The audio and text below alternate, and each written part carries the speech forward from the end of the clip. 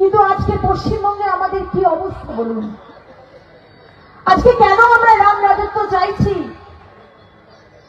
আজকে পশ্চিমবঙ্গের হিন্দুদের কি অবস্থা?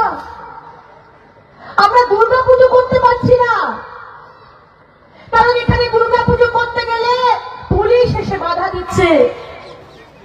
দুর্গা পুজো করতে হলে আমাকে আদালতে যেতে হয়।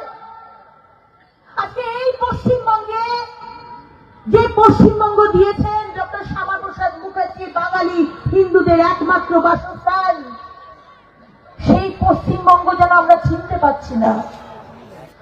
আজকে মেটিয়া বুরুজে অষ্টমীর দিনে জিহাদিরা এসে বলে শঙ্খধ্বনি দেওয়া যাবে না, উলুধ্বনি দেওয়া যাবে না, ঢাক বাজানো যাবে না, কারণ আমাদের আজান পড়া হচ্ছে। কি কোন